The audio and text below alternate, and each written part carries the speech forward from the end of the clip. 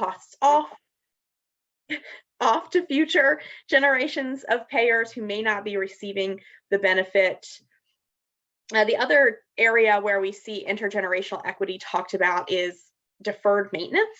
So if you're working on your budget and choosing to defer regular maintenance on certain assets, that really has the effect of taking current year, so current year taxpayers or ratepayers are benefiting from using up this asset, but that those maintenance costs are being pushed off down to future years. Now, of course, not everything should be financed with debt, so we have to have some sort of balance here, but debt does speak to this concept of intergenerational equity quite well.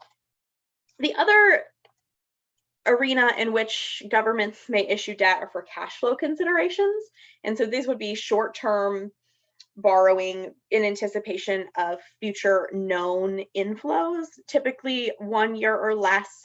Let's say, for example, you're a government who has one collection date for your property taxes, and as you're nearing that collection date, your cash reserves are really dwindling. You know you're going to have a large inflow of cash in the near future, so you connect with your local bank and issue a tax anticipation note to help bridge the gap between where you are now and when those inflows actually come in.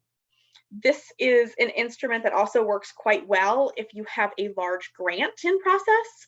So let's say you're building a road under a VTrans grant, for example, you're going to have really large invoices come in from your contractors that need to be paid within a certain time frame before you can then submit to VTrans or whoever the grantor is to get reimbursement on those projects. And so there might be a timing issue there, and that you just need some cash to front the cost of those invoices before the reimbursement comes in the door. So same deal, you would go to financing institution and issue a grant anticipation note.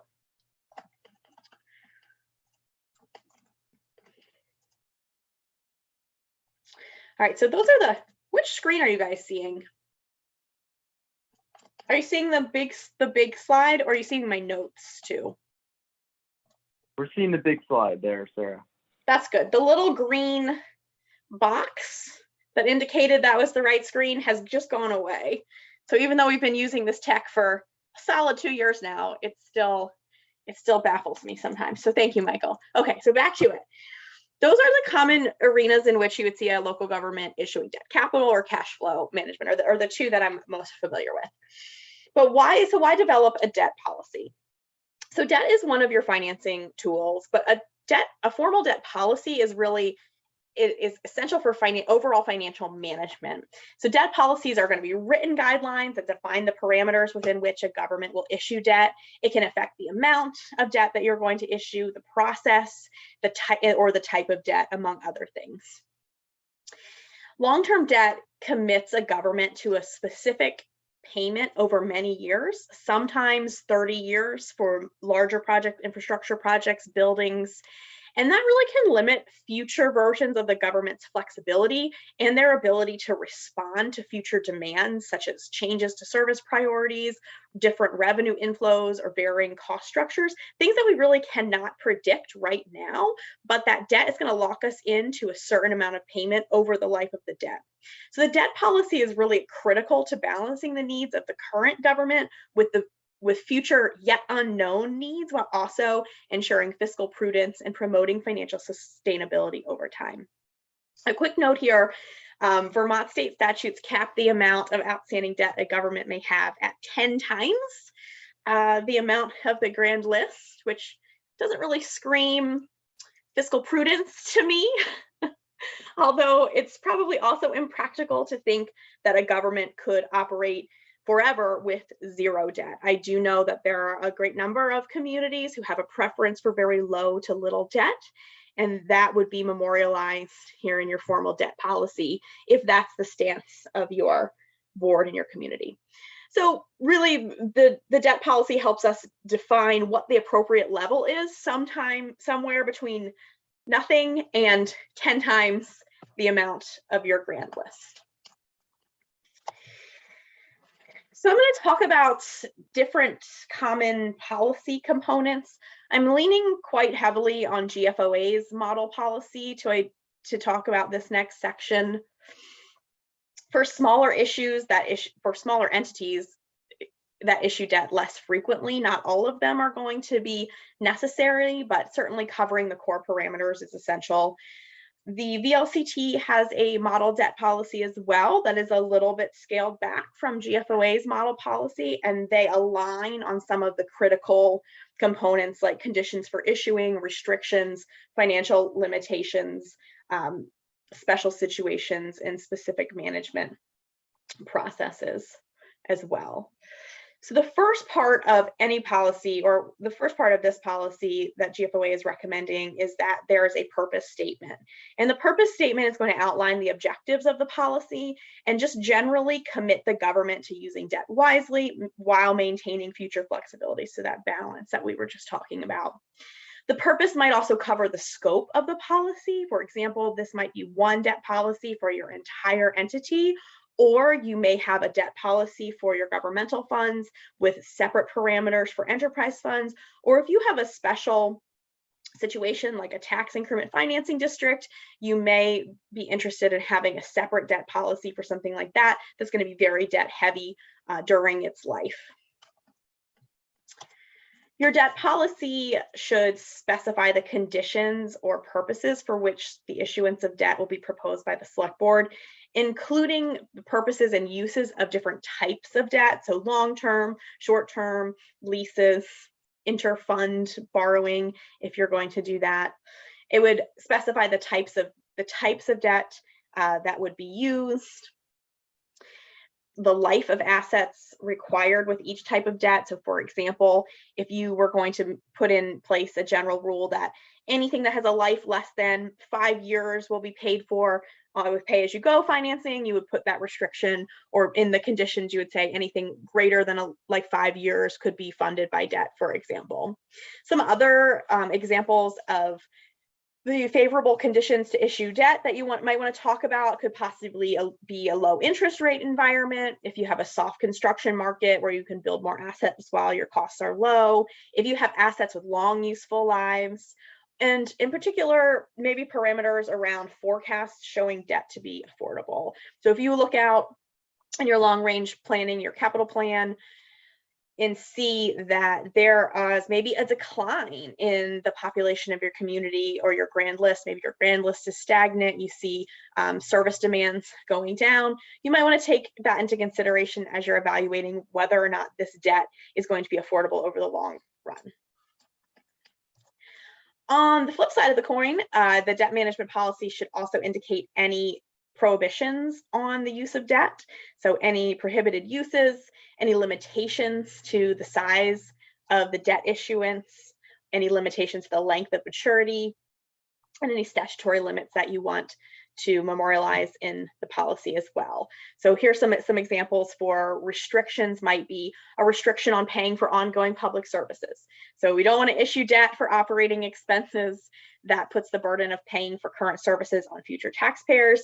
Again, that violates the concept of intergenerational equity. I think that one on its face is just not a great idea. We don't really have to talk too much about why you wouldn't borrow for ongoing operating expenses. You certainly don't want to have the life of the debt exceed the life of the related assets. Yesterday morning, I heard Brad Harris refer to a situation that he was familiar with where a school district was required to replace its buses after 15 years, but they were borrowing for 20 years to pay for them. So that just doesn't really work out in the long run because math, and it gets you in a bad spot for sure. In addition to conditions to issue and restrictions, you want to have specific financial limitations. So a lot of these, or of these 8 different areas of the policy, I do think that some of them overlap one another. So you don't necessarily have to have all of these things laid out very specifically, but I do think specific, parameters that you want to identify and memorialize are going to be good as an overall policy objective. So this is going to be where you would talk about any limits, specific dollar amount limits on outstanding debt, which can be expressed in a number of different ways. It could be expressed in terms of a percentage of assessed value, just like we were talking about state statutes limits it to 10 times the value of the grand list.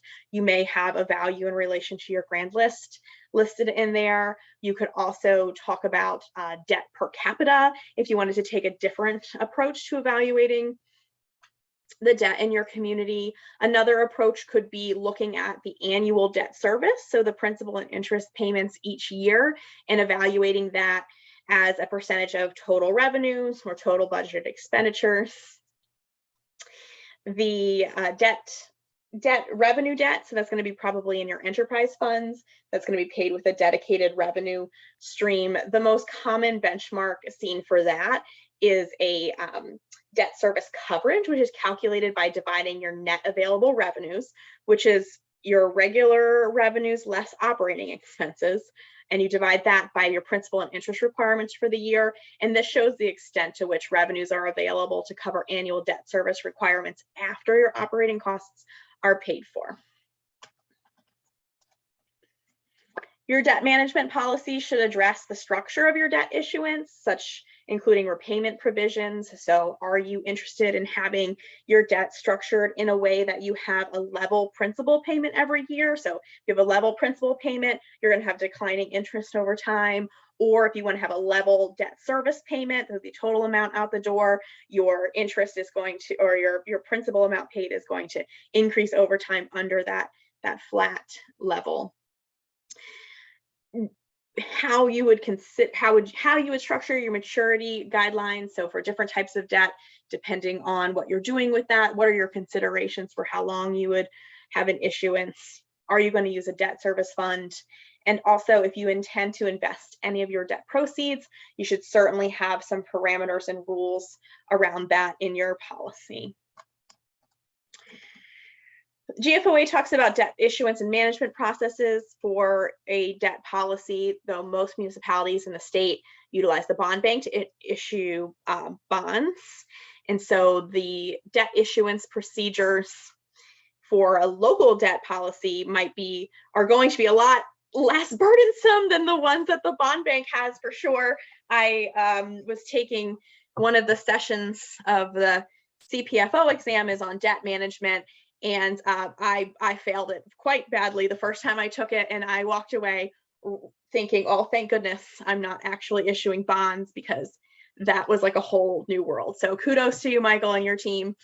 Thank you for all the help that you provide for local governments in Vermont. That's a big burden that's taken off of our plates for most of us, at least. Your policy should have any special situations considered. So as I was referring to this a little bit this morning, that all municipalities are going to have their own flavor, if you will. So you're going to have slightly different preferences and circumstances from town to town. And in your debt policy, you should consider memorialize anything around your special circumstances to make this policy really like a living, usable document for your town, and not just a copy of a standard sample that we found on the internet. And so some of these special situations might be, what is your take on interfund borrowing? So if you have a general fund and a number of enterprise funds, if you have enterprise funds that have lots of cash reserves and you want to set up a program to allow your other funds to borrow from the funds that have cash reserves, the parameters around that would be memorialized in your policy. What's your stance on variable rate debt? How are you going to use short-term debt? Are you going to engage in capital leases to fund equipment and other smaller purchases? What is your take on overlapping debt? So overlapping debt is debt that is paid for by your taxpayers that's issued by a different jurisdiction. So an example of this is a school district. So if you are in an entity where your school district, maybe your school tax rate is quite high and they have a lot of debt, that actually might go into, you might take that into consideration when you're crafting your debt policy, when you're crafting your CIP, because it's really the same tax base that's going to be asked to pay for municipal services as school services. I've linked a couple of additional resources here that'll be shared again with the group when the slides are distributed. The LCT, as I mentioned, has a model debt policy. The GFOA has a debt policy template, which is a little bit more involved. And the publications that are listed here are really the reference documents that I use to pull together this overview. The GFOA has a book called Financial Policies written by Shane Kavanaugh, which is a fantastic book. It goes through a number of different policies a local government might want to have in place, as well as talking points, considerations, and recommendations. I highly recommend that book if you don't already have it. And I should also mention, I saw in my email earlier this week that GFOA is doing an e-learning course next week, April 11th through 14th, on debt management best practices. It's going to cover many debt-related topics, some of which may not be relevant for Vermont municipalities who aren't issuing their own bonds, but the overall agenda looked quite interesting. And once again, here's my contact information on the screen.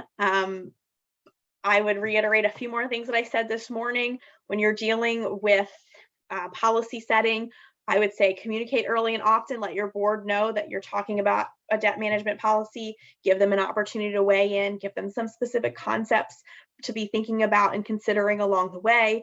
Make sure you're talking internally to your department heads as well about, these are the things that are coming down the pike. This might affect the capital planning process. It might affect other departments in ways that you're not aware of yet, but making sure everyone's to get on board and headed in the same direction early on in the process is going to make it go a lot smoother. And ultimately, the select board is the policy setting body, and so they will need to adopt and sign off on the policy once you are done with it.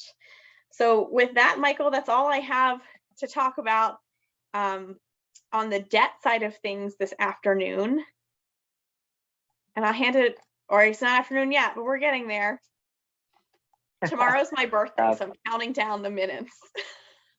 All right, congratulations then. Well, thank you so much, Sarah. You covered a lot. That was a great introduction to both the policy and also a lot of the explanations of the factors that are involved in considering debt and some of the terminology as well. So I think coming off of Sarah's question, the real crux of the issue is, okay, what are the debt limits? Is it debt to value or grand list, as we say here? Is it debt as a percent of expenditures? What are those metrics by which you want to set the constraint that sort of necessitates thinking about pay-as-you-go grants, otherwise, once you sort of determine your maximum amount of debt? And also, what is the interplay of market conditions? So those are some of the things I want to take a look at right now.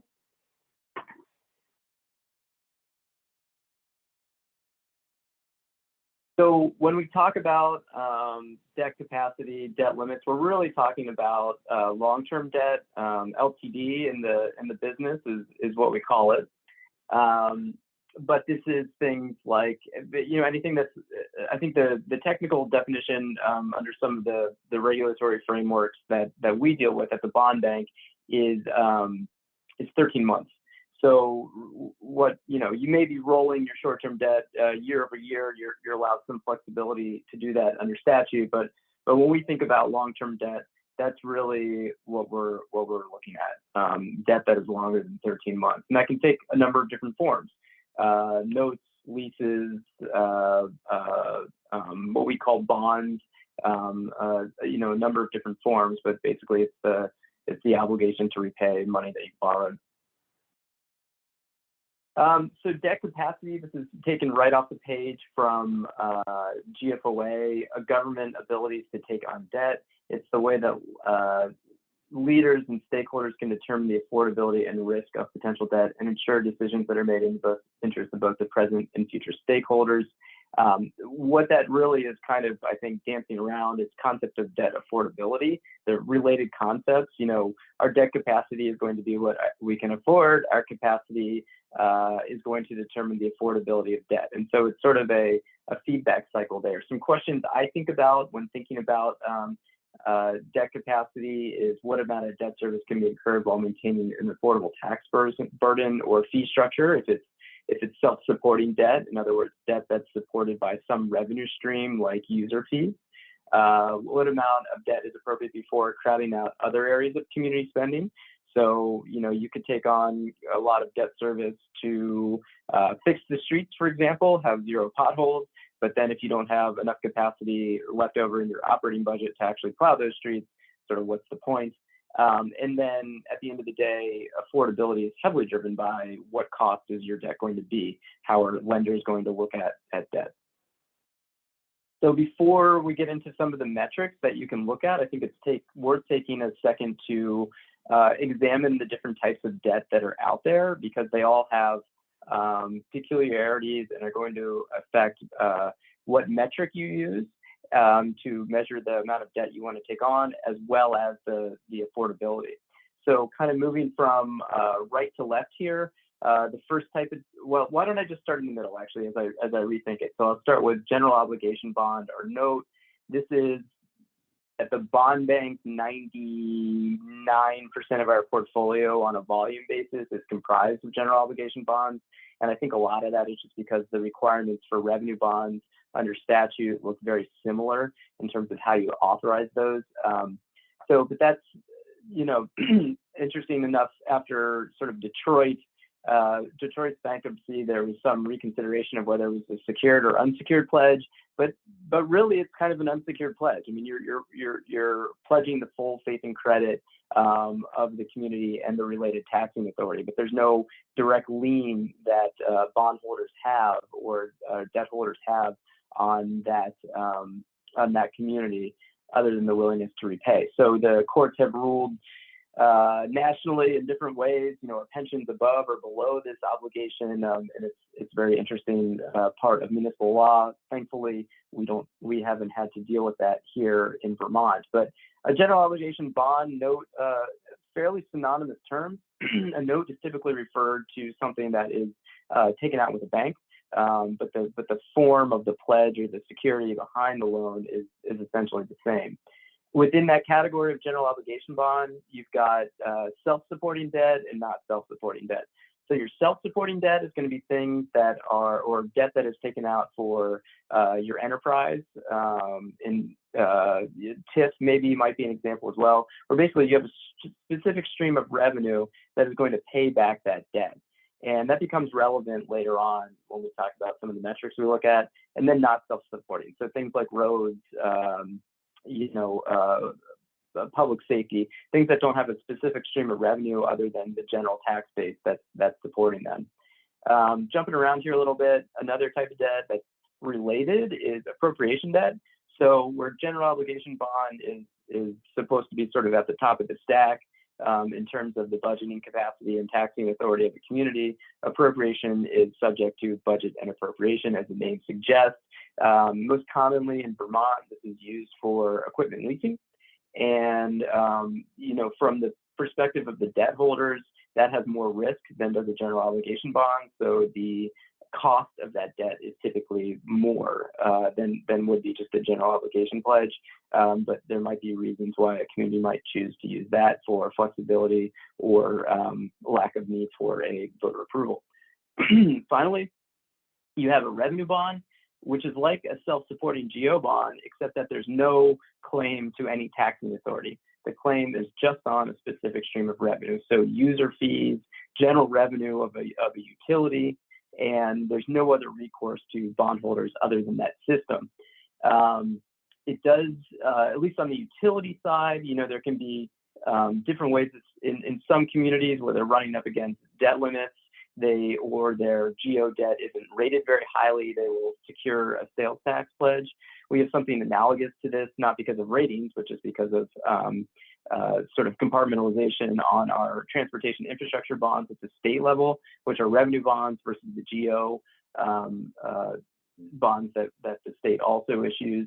But we don't really see that so much in Vermont. What we have seen is in communities like Burlington and a few other emerging places is a lien on a utility, so a water system or a wastewater system, where all the financial security comes from the payments of that system. There's typically a trustee involved to hold the funds, And also those loans typically come with financial covenants where you need to set rates such that you achieve debt service coverage of a certain ratio.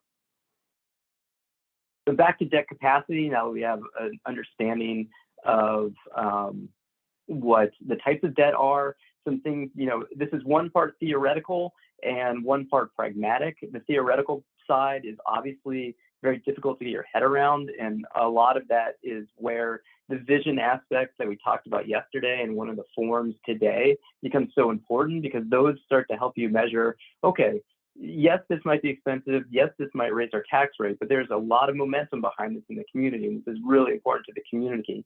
So maybe we're willing to, push some of these limits a little bit. But some factors that are under consideration, tax or user rates, of course, that speaks to the most obvious form of affordability. There's a related concept that comes from an economist in the 50s called the Thibault hypothesis, commonly known as sort of choosing where you want to be by using your feet. In other words, you're going to move to the community that has an equilibrium for you as a resident in terms of the goods, the services you receive, and the tax rate that you pay. In thinking about debt capacity, equitable investment or reinvestment, there's certainly areas of communities that have historically had a lack of investment. So you might, raise your debt capacity because you're saying we got to make up for lost time. We've had disinvestment in these places. We have a need to reinvest. A cost benefit of an investment.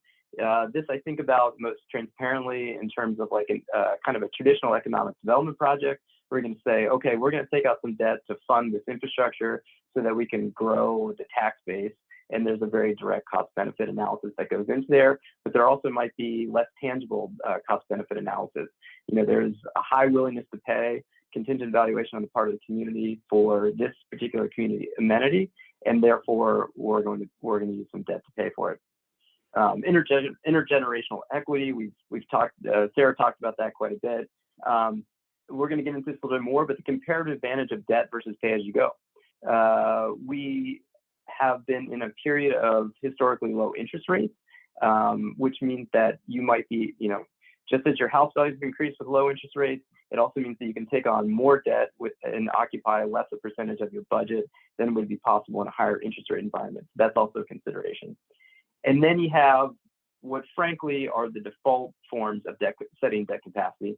Statutory limitations, those are a big deal across the United States. Here in Vermont, as Sarah mentioned, maybe not the most helpful guidance. And then where most folks land is benchmarking or market acceptance. So looking at particular ratios that are relevant to your community and using those to help set your debt capacity limits. So first, just a note on the statutory limits. Essentially, 10 times the grand list, the way the math works out is that this is debt equal to no more than 10% of your debt to full value.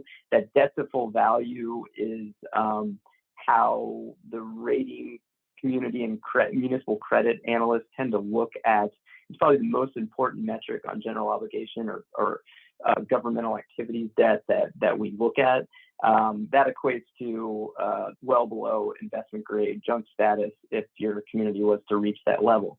So not particularly helpful. I mean, there might be certain cases where if you look at overlapping debt, if you're a community with overlapping school district, municipal debt, plus they have an enterprise that extends beyond the border of their community that is secured by general obligation pledge, then that might be an exception. But generally, this is an extremely high amount. And as we'll see in a moment, we very rarely see anything even above, say, 1.5% debt to full value in Vermont. So just another note on benchmarking, this is GFOA's preferred practice. It's what's used by the lending community to risk rate your debt or you as a counterparty in terms of setting what rate they might offer you or even if they'll offer you in the first place. And it's a way that you can actually get to some fundamentals of metrics that can be communicated, to stakeholders within your community. This then the benchmarks that you get adopted in your debt policy, as Sarah mentioned. It doesn't mean that you might not have temporary exemptions for, if you set a certain benchmark, you might choose to go above that benchmark for some period of time. Debt in governmental activities, in particular debt in Vermont, amortizes very quickly because of the level principal requirement. So there might be reasons where you go above that, but at least set the metrics by which you can start having some discussions around prioritization of various projects. On the second to last bullet point, this is a really important one, and why I took the time to talk through self-supporting general obligation debt and non-self-supporting debt. We at the bond bank follow what the rating agencies do as well, and what I would recommend in your community is that in benchmarking your debt, you separately benchmark your self-supporting debt versus your not self-supporting debt, which typically breaks down into enterprise activity and governmental activities types of projects and related debt. So, and we've got some ways to help you with that. So there are, in terms of resources out there, if you hit the internet, you're going to see GFOA refer to Moody's and S&P medians for different rated communities. The problem with those is that they are not particularly helpful in the state like Vermont, where it's very rural in nature. You don't have as many fixed assets, and just doesn't honestly reflect the reality on the ground in the vast majority of communities. So I'm actually going to skip ahead here. What the bond bank has done is, over the last 2 years, we undertake an effort annually to monitor our portfolio. It's something that the rating agencies look at or want to see us do. So when you're hearing us tap you for your audited financial statements, it's because we're trying to show them that we monitor 100% of our portfolio. If we can do that, they essentially give us credit on the rating that we receive, and therefore, you get a lower rate. So it's sort of a fortuitous cycle. But the other advantage of that is that it allows us to harvest that data for a really robust data set that is specific to Vermont. So we've published our debt medians for governmental activities, water and sewer, and school districts over the last 2 years, which are really helpful, but I think it's worth taking a moment to just briefly say why benchmarks, there's some shortcomings in benchmarks. Number one, may not reflect your appropriate peer group. We've tried to solve that by providing Vermont-specific examples. It may not reflect, your community may be different from that of the bond bank. Obviously, the communities we're looking at, they start at a starting point for affordability analysis, but they don't really take into community values on their face. So that's where that visioning and planning effort becomes important. And they do not help prioritize projects. So, you may be, again, you may need to exceed your debt capacity benchmarks for a period of time because you have a high priority project, or you haven't funded that debt priority project and therefore you're below the benchmark. So those are things that need to be taken into consideration. So these are up on our website, and you'll have this presentation. But what we do for communities, we show our bond bank median and then our Moody's median, which reflects the minimum investment grade category, just so you have some sort of basis of comparison. And probably the most, from at least this long-term debt to full value is probably the most widely accepted metric of debt capacity. You can see here in Vermont, we have our median is 0.22% versus the Moody's median, investment grade median, of 5.5%. And that really reflects the rural nature of the state. But I think is an open question, and part of the reason we're pushing for this capital planning forum is, does that actually reflect underinvestment? And I think that's an open question. But certainly we know that many communities have an aversion to debt, which is prudent, but not if you have a backlog of capital needs, obviously.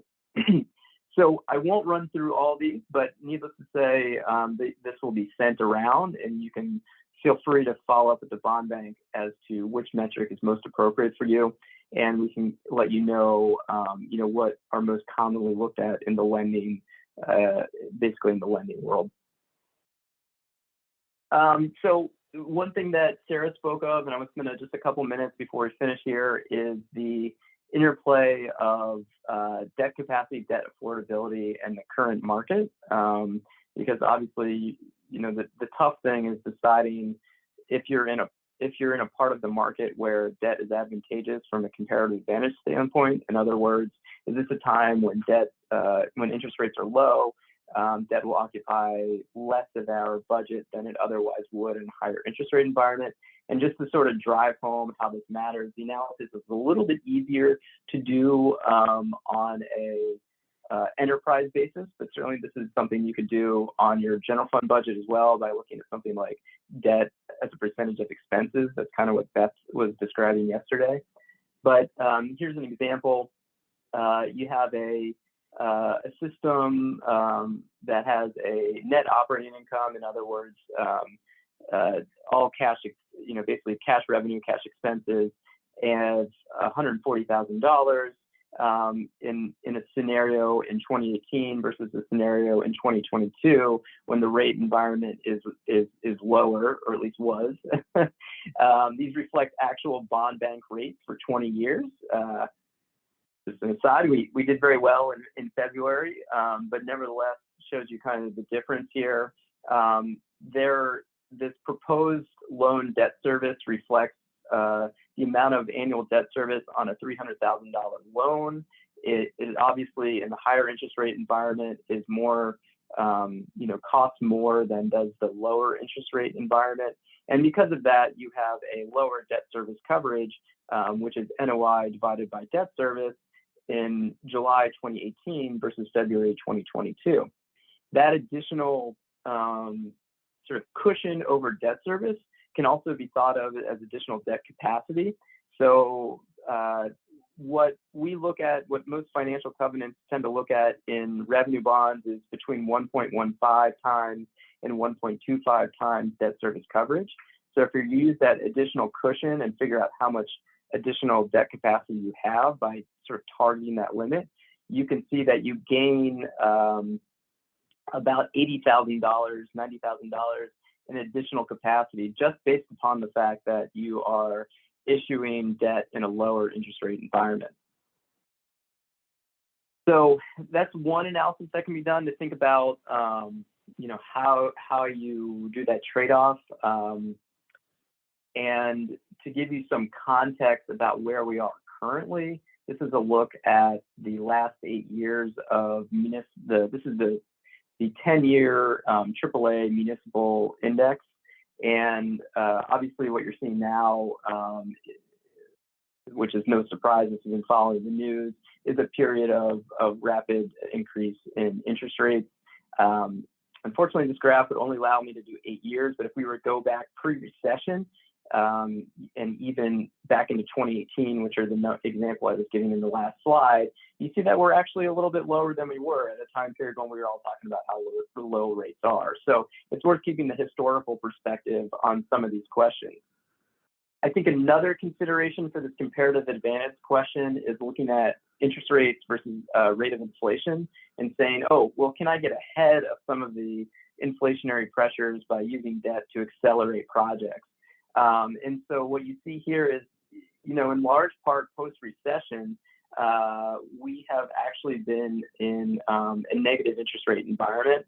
And so, for a couple of years ago, the state did a housing bond. That was some of the thinking that we can get ahead of some of these inflationary pressures on housing by, trying to build sooner rather than later. And that's another thing to keep in mind. PAYGO is terrific. Building reserves is extremely important, but you're obviously going to need to spend some time to build up those reserves in a quantity sufficient to undertake a large capital project. And finally, in thinking about your overall debt structure, I did just want to highlight some resources the bond bank has. Our loan database, which we're in the next couple of months will be modifying to include SRF debt as well, can allow you to see all of your debt lined up side by side, so you get a sense of both now and 5 years in the future when you're doing your capital planning, what your existing debt burden looks like.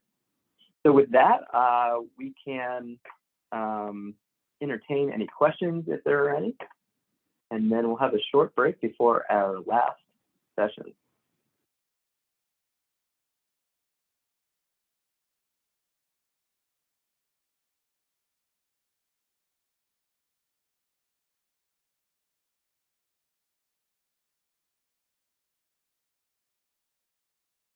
Okay.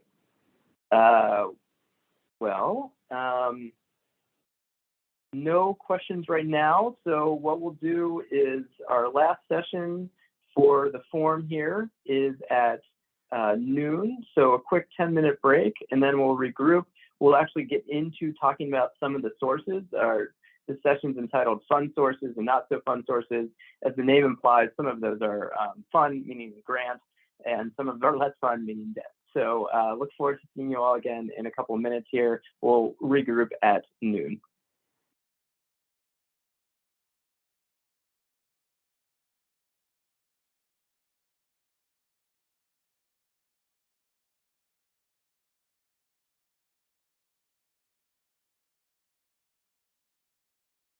Okay, we are just about ready. We'll probably start around 12:01. For the panelists, let me know if you'd either like to have me MC your slides, or if you would just like me to give you control. Either way is fine with me. So we'll probably be starting with Joe. Michael, I would say fine, you can control the slides. I think you'll probably know when to flip the page, but if not, I'll just tell you to, or ask you to. Joe, we'll be starting with. You want to drive? Yeah, I'll control my own slides. Thanks. Okay. Hey, Michael. It's fine if you drive for mine. Okay, great.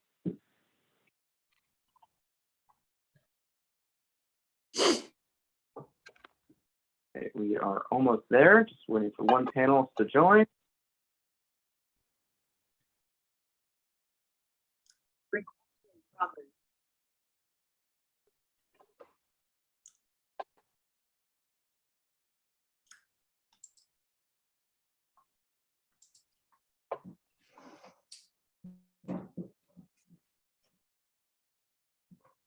Oh, good. Okay. Everybody is in attendance. So welcome back, everyone. Our last session of our Vermont Capital Planning Forum, and probably the most impactful in many ways, which is our panel here on what we're calling fun sources and less fun sources.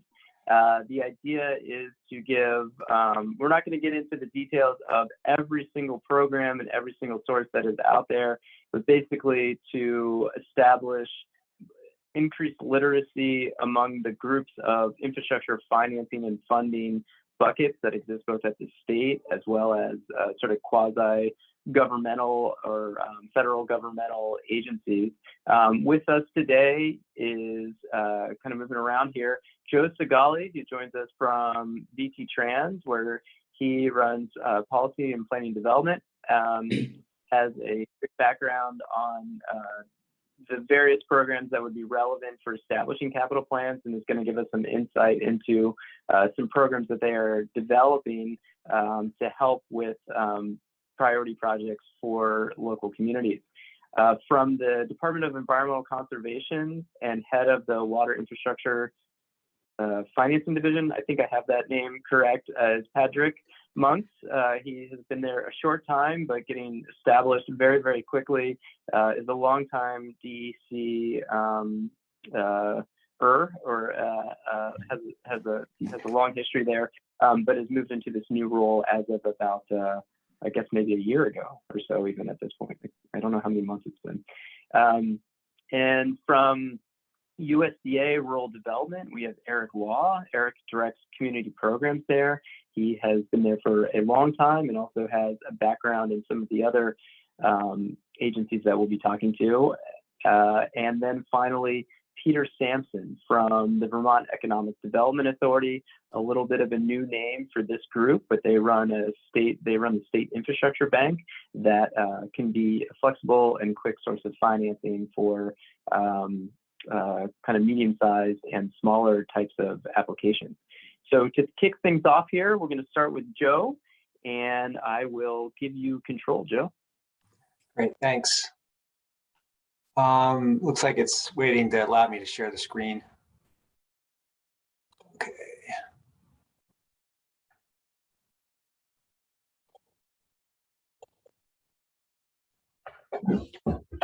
So hopefully everybody can see this okay. Yes, you're good. Okay, great. Thanks. Hi, everybody. Joe Segale from the Vermont Agency of Transportation. And this is going to feel a little bit like a laundry list, I'm afraid, because there is kind of a long list of grant programs and other funding sources that the agency administers. But I'll try to, hit just some of the high points of these different areas related to technical assistance and highways and bridges, stormwater, et cetera. I'm going to talk about electric vehicle charging infrastructure. I think that was a question that Michael asked earlier, and kind of what's going on with that. And also talk about the Infrastructure and Investment and Jobs Act, and what we know about that currently. And also want to talk about our new project selection and prioritization process. So for planning and technical assistance, our key partner there are the regional planning commissions, the 11 regional planning commissions around the state. We provide funding to them through our transportation planning initiatives, and they use that to help support technical assistance at the local level. Some planning studies, it really depends on the other needs that are going on. They're super important when it comes to the prioritization process and getting local feedback into the projects that get funded on our capital program. So you'll see me mention them throughout this. So just in general, they're a great resource. We also have the Better Connections grant program, which provides anywhere from like $40 to $80 to $100,000 per planning project. And the graphic that's up there is Springfield, and it was work that was done using a Better Connections grant for downtown Springfield. And we're really looking for communities to do that kind of work to set the stage for potential implementation funding in different ways, whether the community pays for it itself through its own capital planning or becomes a project funded through our capital program. And we do, we're running it now in a 2-year cycle, and we do 3 or 4 projects every 2 years and do a lot of hands-on with the municipalities and helping give them access to different state resources to help them in this planning effort.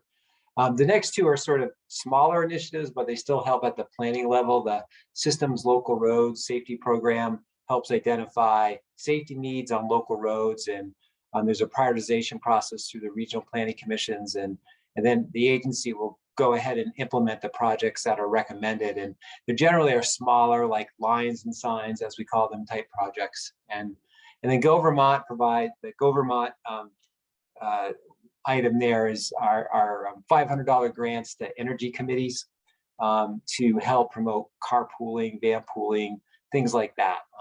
So I'm not sure that's really a capital planning thing, but just kind of letting you know that it's out there.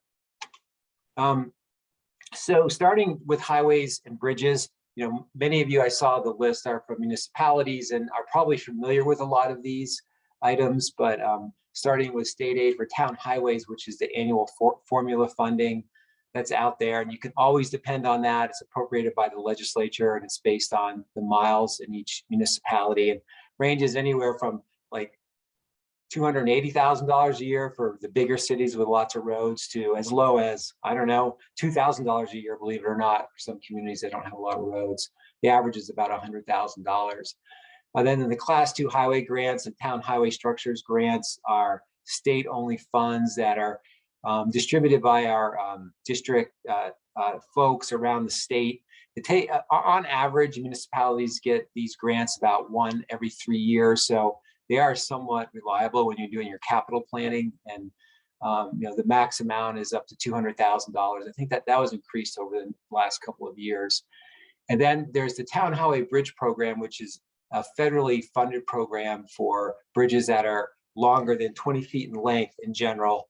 And that's requires a 20% match. And these are projects that are actually managed by the Agency of Transportation, and they go through our prioritization process. And there's more money coming from the IIJA for bridges, and so we're expecting to be able to do more town highway bridges going forward.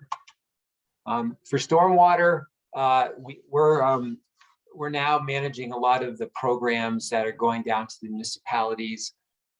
And there's the Grants and Aids, which is a formula funding program based on the miles or the number of hydrologic I always screw up this word, hydraulic, I should ask, the roads that are connected to rivers where stormwater is a concern. It's either the number of segments or the miles. And there's a certain amount of money that's given out, and it's optional. Communities, submit a letter of interest, and I think last year there was over 200, and then the money is distributed to those 200 communities. There's the Better Roads program, and there's different categories, including some support for erosion inventories, as well as actual capital projects on the ground. That's a competitive grant. There's also the Municipal Highway and Stormwater Mitigation Program, and those generally are going to be bigger type projects, and they're using federal funds, 80% federal funds, and they're bigger because when you're using federal funds, it's just there's kind of economies of scale involved with the regulations and so on. That's also a competitive grant program. So there's a lot going on in stormwater, obviously, over the last 6, 7, or 8 years. And this is a pretty robust program that can support all of your efforts there. For bike, pedestrian, park and rides, and other, I guess I would call this category, we have our ongoing bike and pedestrian program. There's categories for larger projects, and those only use federal funds, 80% federal, 20% state. And they're usually in the $300,000 range, competitive grant. For smaller projects, we use only state money. And again, because when it's only state money, it's a little bit easier process to get the projects out the door. It's a competitive grant. The Transportation Alternatives Program is a 80% federally funded program that can do bicycle and pedestrian, as well as historic preservation, stormwater, habitat connectivity.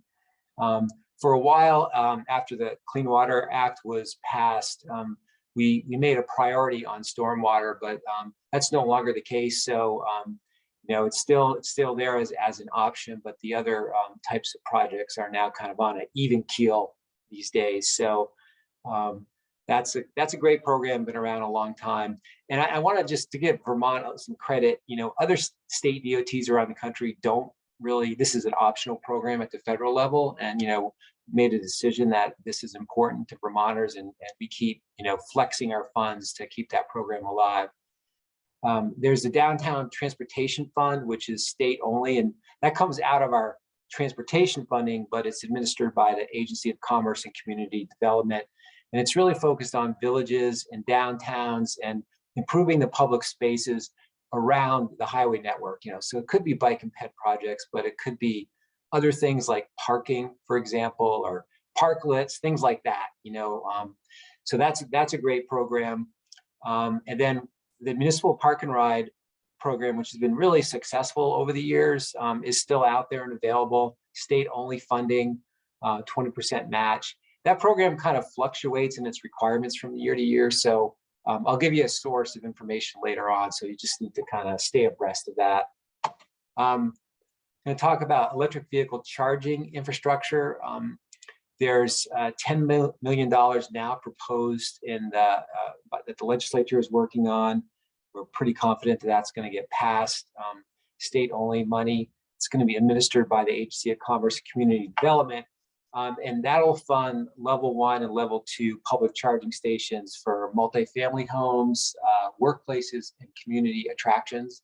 The details of that grant program are still being worked out. After the bill's passed, that'll all get figured out. But that obviously municipalities are eligible for that. Also, the Infrastructure and Jobs Act has the National Electric Vehicle Infrastructure Program. Vermont is getting $21 million through that of federal funds for the next 5 years. So it's about, I think we're getting $3.5 million this year, and then about $5 million or so for the remaining 4 years. So we're really just starting to ramp that up. But the direction so far is that we have to build out the charging stations on the designated alternative fuel corridors in Vermont, which are essentially the interstates and shown on that map there. And the requirement is to have a fast charging station every 50 miles along these corridors. as well as within a mile of each exit along these corridors. We're working on an EV infrastructure deployment plan now. It needs to be done by August because that plan has to be done before we can start spending the money. It's going to be, I guess, a preliminary plan at first, but we'll get approval from the feds and we'll continue working on that. But it'll be available and posted for comment in about a month, or maybe even a little bit sooner. But after we build out the priority network, then money will be available for funding any charging station on any other public roads. Again, municipalities could be a grantee in that process. And then there will be a discretionary grant program, or it hasn't been defined yet for charging stations. And so stay tuned on that. That's at the federal level, and municipalities will be able to compete for funding through there as well. The Infrastructure Investment and Jobs Act, I've kind of touched on already a couple times, but really resulted in a pretty big increase for Vermont, a little bit over $100 million more a year, 53% increase, which is really huge for us. Lots of money for bridges. There's the carbon reduction program. The guidance hasn't come out on that, but we're expecting it to be things like sure charging stations, but also anything in transportation that can help reduce the carbon footprint. So walking, biking, transit, those sorts of things. There's another $37 million for Vermont for the resilience program, Protect Resilience program. And we'll have to develop a resilience plan for that, but it really has not been a dedicated source of money to focus in a proactive manner on flood resilience in Vermont. So this is a really huge opportunity for us, and looking forward to getting that plan done and getting the money out there. And like I said, there's going to be more money for bridges, for local bridges, and the electric vehicle infrastructure program as well, as I mentioned. The IIJA also has 26 competitive grant programs. 20 of them are new programs, and this is just in the transportation area. And so the municipalities are eligible to compete for all of those programs. You know, they focus on equity, preserving existing assets, carbon reduction, and resilience. So any of these great applications are going to have like those themes running through them, but they're going to cover almost all areas of transportation. Huge opportunity going forward. Municipalities will or have to come up with a match, of course, for this and for these grant programs. So stay tuned. And the way that we learn about the grants once they're notified is through our participation in the American Association of State and Highway Transportation Officials. We notify the regional planning commissions, which then share that with the municipalities. But I would assume through BLCT and maybe other organizations, everybody can kind of keep track of what's going on. And finally, we've established a new project prioritization and selection process. It's kind of shown conceptually here. It used to be that we just kind of let our asset management systems identify the projects that needed to be done. But we've added a new pathway to the capital program that it's the regionally driven projects. And before, when a project came up at the local level, like could be an intersection project or maybe a bike ped project that couldn't be funded otherwise, or even a bridge or other sort of project, there really wasn't a way for it to make it to the capital program. And our message was, we're working on a really huge backlog, and we're just trying to get caught up on that big list. And we're almost there. So we're opening a pathway to the capital program, and it goes through the regional planning commissions. So we started this, we ran it for the first time last year. This is the second year. Last year we focused on roadways. This year we're focusing on bridges. And I'm really excited about it because it's really a way for all the planning work to come up with the recommendations and potentially find their way to funding. And those are the 8 criteria that the projects are evaluated on. And and it's pretty comprehensive. You can see there, it's not just focused on, conventional measures that we use in transportation. It has health, it has economic access, it has community and environment as well. So all these are really important in identifying projects to be funded. So if you have an idea or you've done a local planning study and you've come up with something that you want that's really important to the community, talk to your regional planning commission, get it on their radar screen, and this is a way that potentially could get funded. These are just two resources. I sent the left one out to Michael. I don't have a link to it, but it really kind of summarizes everything I just talked about pretty comprehensively, all these different grant programs. It's a bit old now, it's a year old, but still really good information. And the one on the right, the orange book, been around a long time. It's a great resource. It has some of the same information, but it's really designed for local officials and it's updated every year. There's a link of it right here on the presentation. And then I also just threw in a bunch of links to all these other programs that I've been talking about for your information.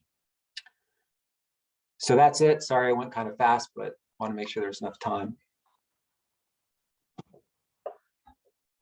Well, thank you, Joe. I think what we'll do is save questions for the end of all the panelists. I think there might be some cross collaboration on some of the answers.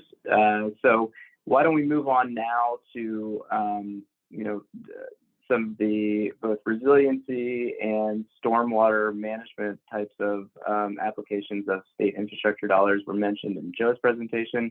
We'll now move on to Padraic, who can also talk about application of state revolving loan fund dollars for those purposes as well. Give me a second here, Joe.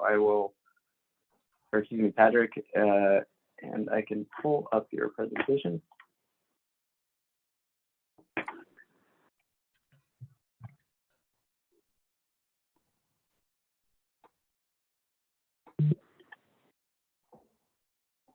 Okay. All right. Thanks, Michael. So I was wondering, so this is fund sources and less fund sources. Which were we? I guess we'll find out. So our program focuses on drinking water and clean water infrastructure. So to the extent your capital improvement plan is looking into those assets, we may be able to provide assistance in the form of planning loans. Just to back up, who are we? The Clean Water and Drinking Water State Revolving Loan Funds have been in existence for many years and provide funding for a broad range of clean water, as like wastewater treatment plants and so forth, and drinking water infrastructure needs. The funds themselves are capitalized by an annual grant from EPA, state match, and repayment monies. Just to give an order of magnitude as to how much money we're loaning. This year we had about 40 million available on the drinking water side and about 90 million on the clean water side. The loans that we issue can be as small as say $30,000. And then there's multi-year, multi-million-dollar projects that we also fund. So we fund planning, design, and construction for clean water and drinking water infrastructure. My focus today is on the planning side of things. For planning loans, we offer loans 0% interest with a 2% annual administrative fee. Generally, those are 5-year repayment terms. On the clean water side, it can be longer if a loan exceeds a certain amount. $100,000, I think, is the first cutoff. So most of our planning loans fall within the 5-year range. I think we can go to the next slide, Michael. So certainly we appreciate the importance of planning to our customers. It's also important to our program in that we need to ensure that there's a steady pipeline of projects coming in for construction funding. And planning is essential for developing projects that are going to go to construction. So we do our best to incentivize planning, and we do that by offering loan forgiveness. We refer to that as subsidy. We've got a couple different types, but And we're able to offer loan forgiveness in accordance with federal regulations. The EPA essentially sets the amount that we have available each year, and set some of the requirements. We also have some discretion as to project types and amounts that can come in for loan forgiveness. We establish the requirements or the sideboards around subsidy each year in our intended use plan. The intended use plan, we have one both for clean water and drinking water, basically describes how we're managing the programs as a whole, fund balances and so forth, but it also describes how we intend to use subsidy for each year. In our current intended use plan, clean water projects are eligible for up to 50% forgiveness on a planning loan, up to $100,000 maximum per project. On the drinking water side, we offer up to $50,000 in forgiveness for asset management plans. This coming year, state fiscal year 23, we're expecting significant increase in funds as a result of the bipartisan infrastructure law, otherwise known as the Infrastructure Investment and Jobs Act. So we'll see significant increases on both the clean water and drinking water side. A lot of that increased funding, especially on the drinking water side, is focused on identifying and replacing lead service lines. There's also funding available for addressing pollutants of emerging concern. But we also expect an increase in, call our base grants, which can go to a broad range of infrastructure and planning projects. There is an increased emphasis this year and for the next 5 years under the bipartisan infrastructure law of ensuring that a significant percentage of available funding and subsidy goes to economically disadvantaged communities. So that's going to be a big priority in the coming intended use plans. We'll be issuing hopefully a draft intended use plans in the next month. We're a little behind with all the extra guidelines coming down from EPA level, but and the intended use plans do go out for public comment and public hearing.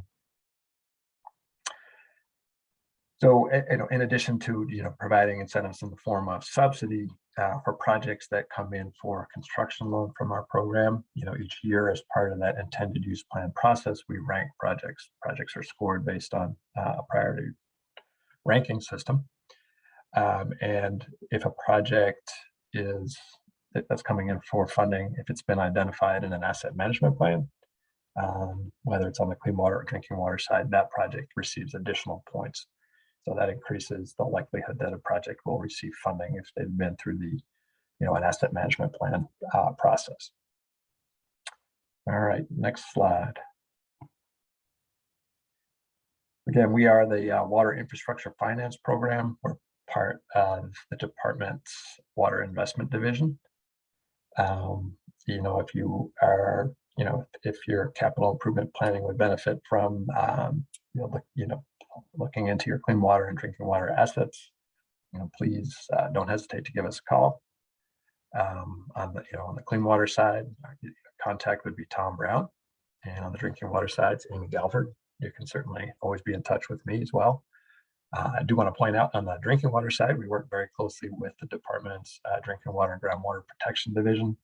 They are our asset management plan experts. They've offered training and coursework in asset management plans. So if you're in touch with Amy, she would certainly be linking you up with them as well. Sorry, I thought I included, I did not, just a link to our website, but you can search by Vermont Water Infrastructure Finance Program and you'll find us, or just reach out to me directly. Thank you.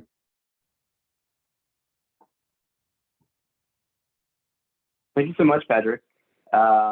Yeah, as most folks probably know, the bond bank is involved as the fiscal administrator of that program for municipal entities as well. So we can be sort of a routing board for you to get to the right person at SRF as your project development comes underway. Next, I'd like to turn to Peter Samson, who's the Chief Financial Officer, or Director of Lending for VEDA. to talk about the State Infrastructure Bank. It's a program that probably isn't as well known as some of the VTrans programs, although VTrans is involved, and the SRF program. But I think it can be a helpful one if the project is right. So Peter, I'll give it to you. Give me a second here, and I'll get your presentation up. Okay, thank you. So some of you might wonder, why is VEDA involved while Michael gets up my screen.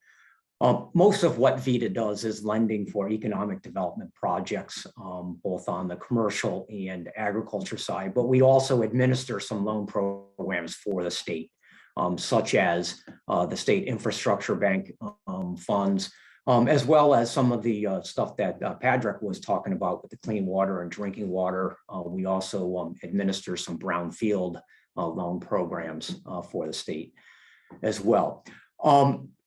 So the State Infrastructure Bank was created in 1997. I guess the Bill Clinton administration sent the state $1.5 million, and then the state had to match it with $375,000. It's not a large program and it's not as well known,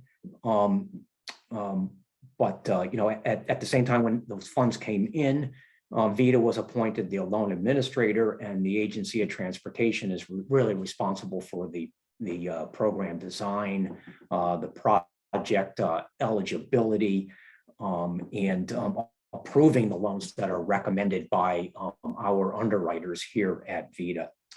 Today, the funds are available funds are only 1.3 million, but the funds are recycled constantly. And to date, since 1997, it's, like I said, it's not a large program, but we have funded up almost $6.5 million worth of loans on 17 different projects for primarily municipalities. The financing really has been, oh, you can probably go to the next screen, I'm sorry. Yep. And like I said, the program hasn't been highly used. That's fine right there. But it has been helpful for some unexpected repairs on roads and bridges, and some rail infrastructure projects that aren't large. So who is eligible? Well, it's municipalities, regional development corps, and other state instrumentalities, as well as private entities that are working with those folks on eligible projects. And the eligibility is really determined by the Agency of Transportation, and they give us the go ahead on a project, and then we take over the underwriting and the loan closing on it. What's eligible? It's really driven by the CFR, the Code of Federal Regulations, Title 23 and Title 29.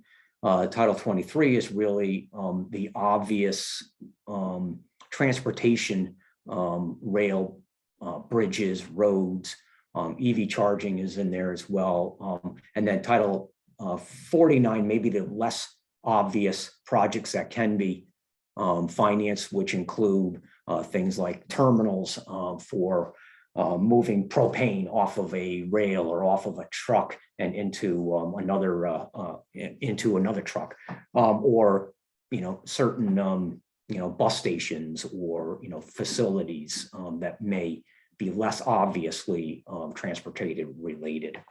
If you want to flip to the next page. So I thought, what are the benefits to using SIB, State Infrastructure Bank, to hopefully promote it a little bit more and get a little more use out of it? Really, the benefit to municipalities is it's 1% fixed financing for the life of the loan. And the loan could be anywhere from 3 years to 25 years, we've seen.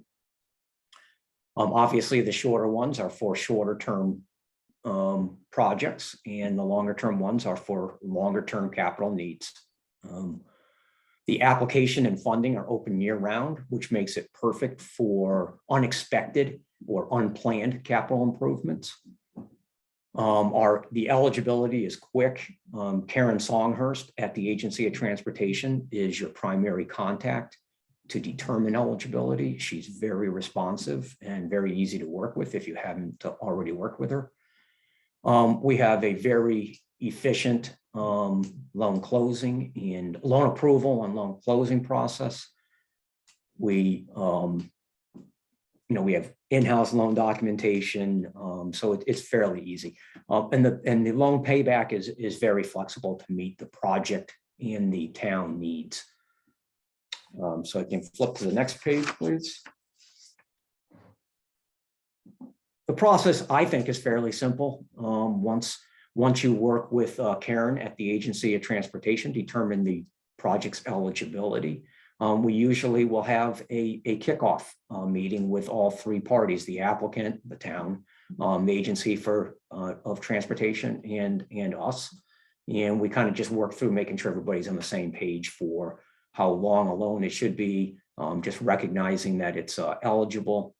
And then we work with the applicant to get the application complete.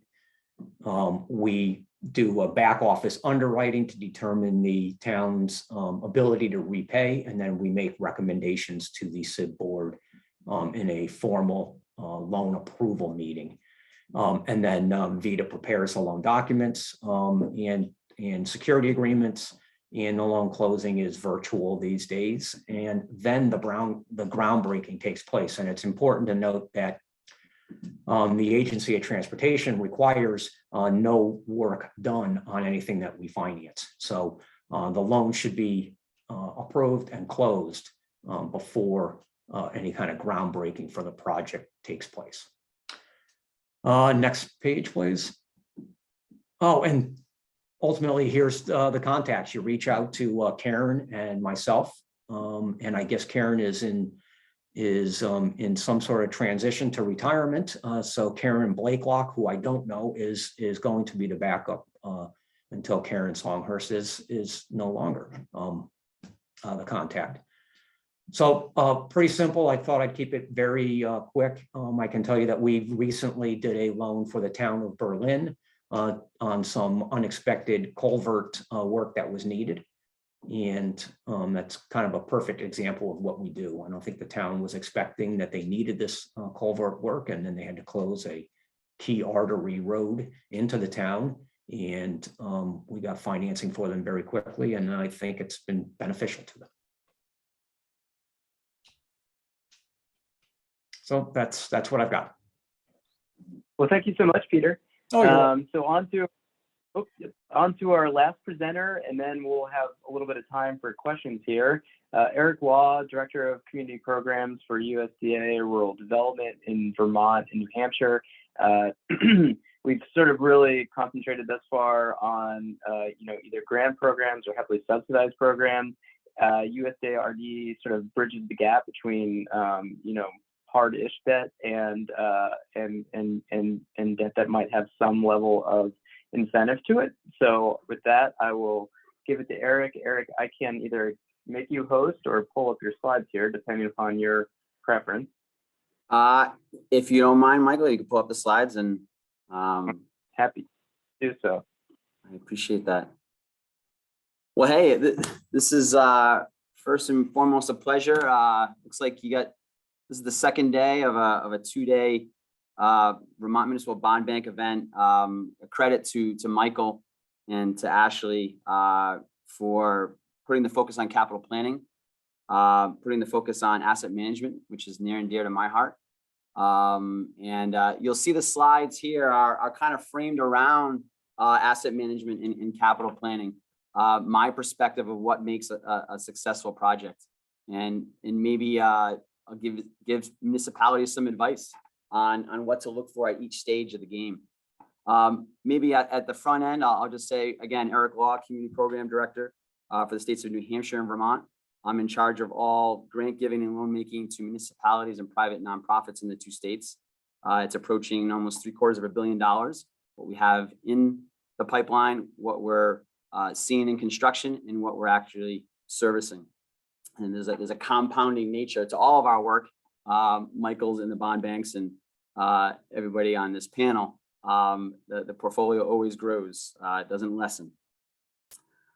So what I've learned, by the way, with PowerPoints is that we have PowerPoints so you don't have to look at me. So hopefully, this is a better slide and showcases, the first step in the game, right? Vision and capacity building. And, it's a very important step. It's the feasibility step, the building blocks to everything that follows.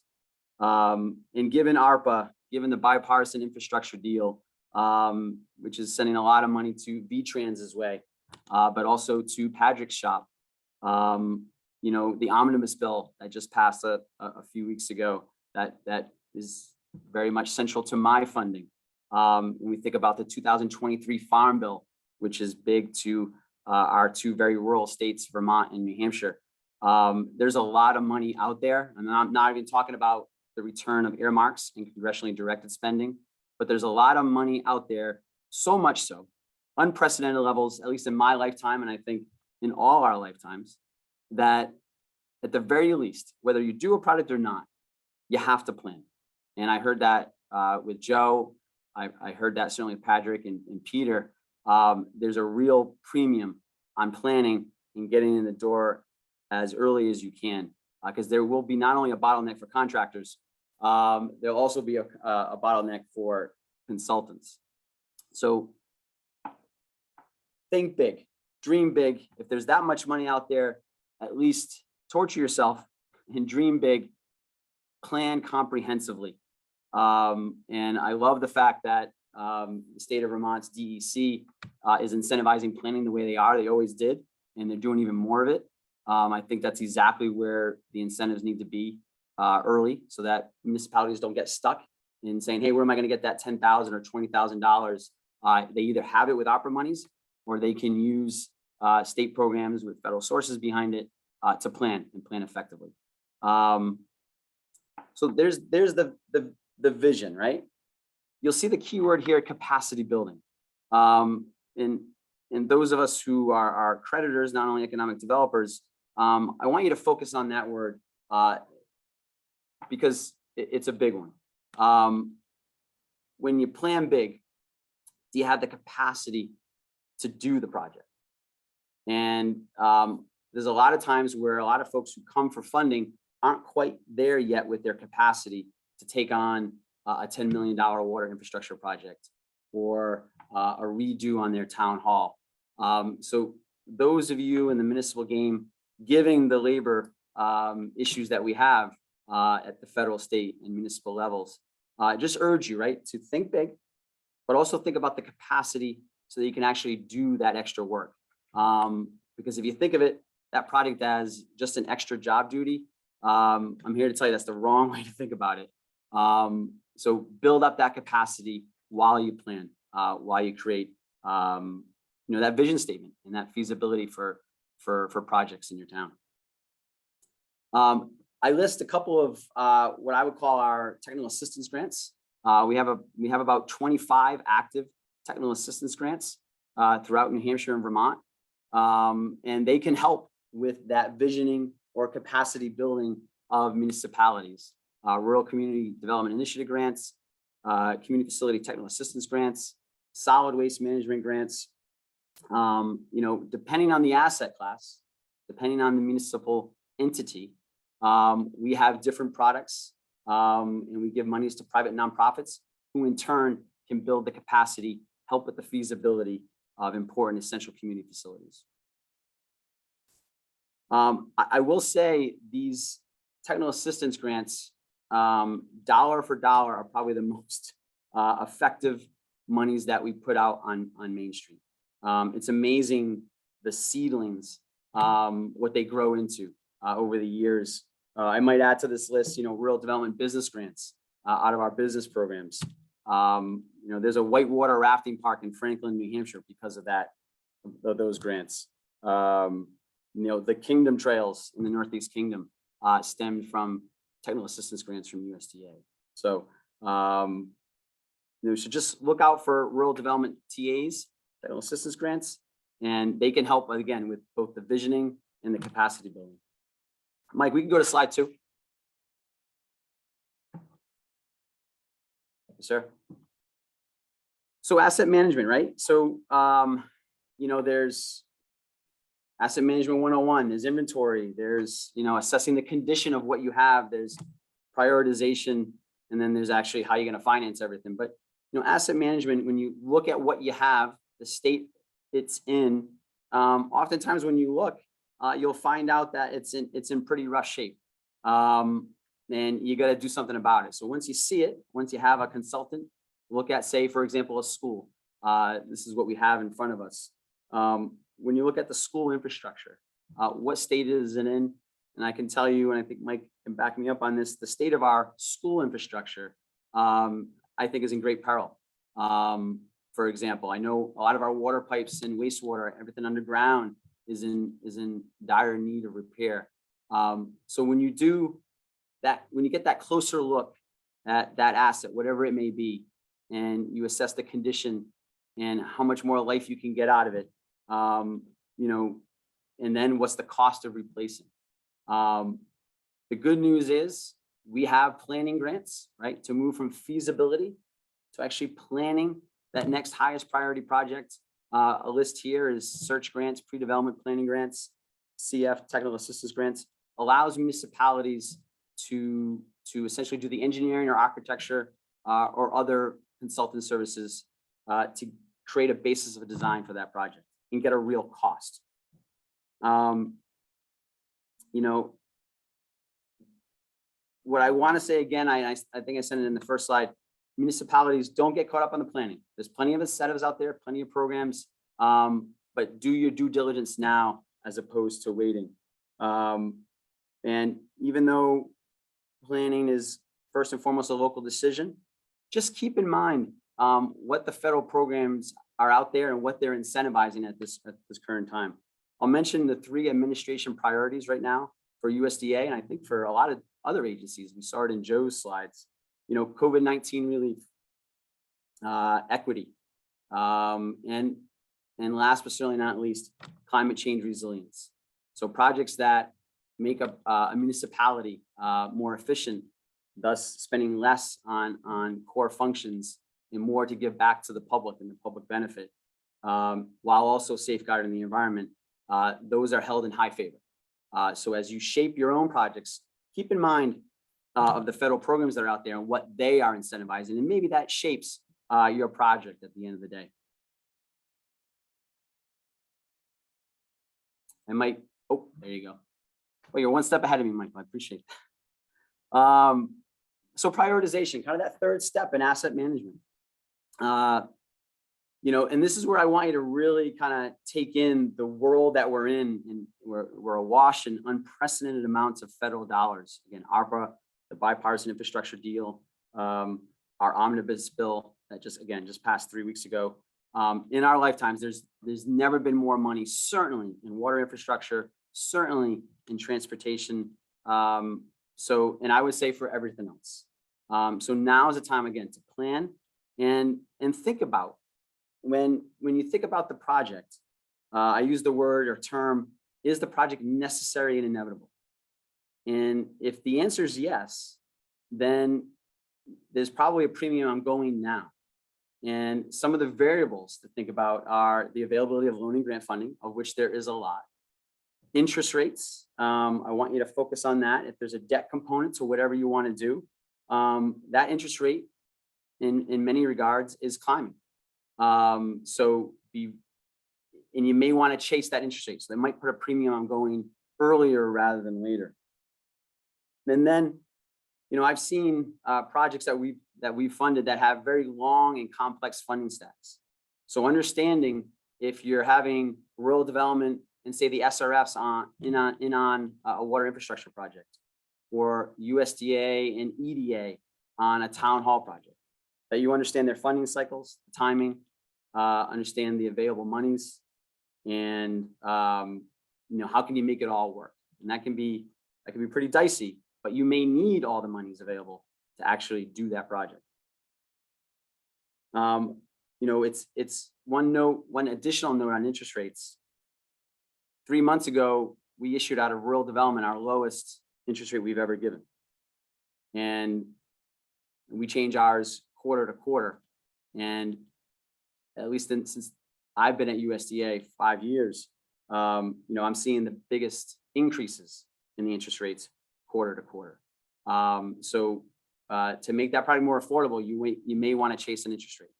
You may want to plan comprehensively, do your due diligence, but understand what a higher interest rate does to an overall project. Great. So I do want to make sure we have time for a couple questions here before we wrap up. So Eric, any parting words? Where to find the money? There you go. So go to that final slide, Michael. So basically, right, we have over 50 loan and grant programs at USDA. Under my umbrella, my purview are 25 programs split basically between water environmental programs and community facility loan and grant programs. What I want folks to know is that we can deal in any asset class.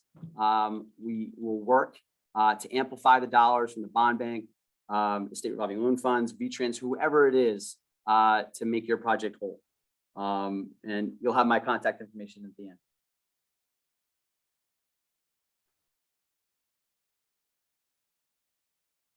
Terrific. Well, thank you so much, Eric. And obviously, I think it goes without saying, most folks, if you're here, you probably know about the bond bank.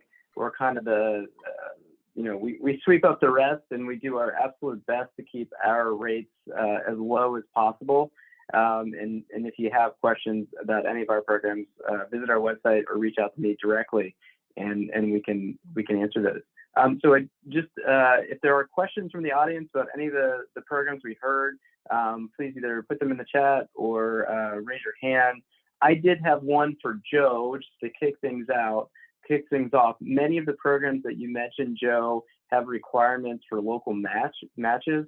Are there restrictions on the sources of funds that can be used for those matches? In general, they just well, if the main source of money is federal funds, the match needs to be non-federal. That should be sort of obvious, but it can be anything except federal funds. When it's state funds, I don't think you can match any of those state programs with federal funds, at least on the grant programs that I put out there. But other than that, it can be any source. And a follow-up question for you as well. On the new program that you mentioned about getting into the queue there on capital projects, is that run across the programs you developed, or is that just for, I guess, just for your state level capital programs? Yeah, it's just for the state capital level programs. You know, all those grant programs kind of run on their own. We've been thinking about eventually maybe merging some of the grant programs into that process, but it'll be a little while before that happens, because I think a lot of those they're really effective and they're popular. So that's something that we move pretty carefully on. Great. Michael, can I throw out a question for Joe? Yes, please.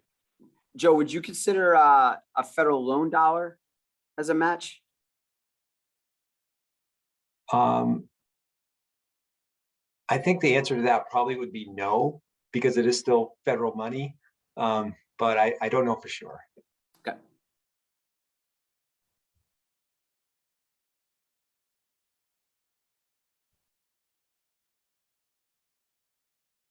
Okay, well, thank you to our panelists so much.